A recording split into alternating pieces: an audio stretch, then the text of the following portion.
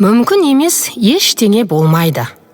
Үнді технологиялық институтынан оқуға, қабылдауға бас тартқан, жауап алған зағип жас Массачусетс технологиялық институтын бітірген алғашқы шетелдік мүгедек студент болатын. Бірақ ол бүгінде жылдық айналымы 12 миллион долларды құрайтын компанияның бас директоры. 30 жастағы жігіттің аты Шрикант Болла.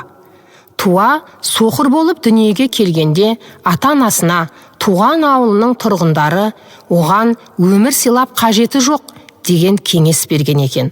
Әрине, ұрпағы үшін ата-анасы ол сөздерге келісім бермеген.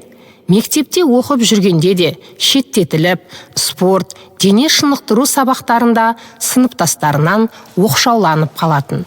Бірақ мұның бәрі оған оқуда озат болуына әсер еткен жоқ.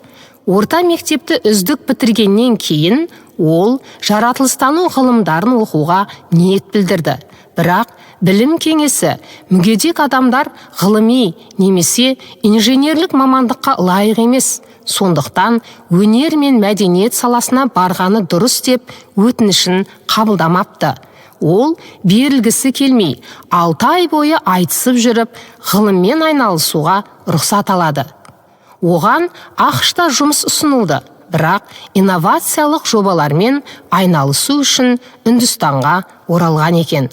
2011 жылы ол Брайльмен басылған кітаптар шығару, балалар мен жастарға білім беру және кәсіби қызмет көрсету, қаржылық және оңалту қызметтерін ұсыну мақсатында мүмкіндігі шектеулі балаларға арналған Саманвай орталығын құрды.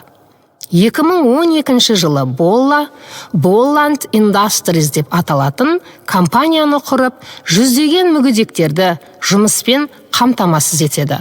Сонымен қатар, Арика деп аталатын ағаш жапырақтарынан эко-өнімдер өндіріп, сатылымға шығарады.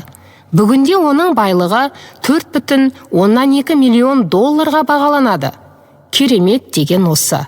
Амантай Тойшыбайұлы. Оқыған Гүлбибі Әбусайылқызы.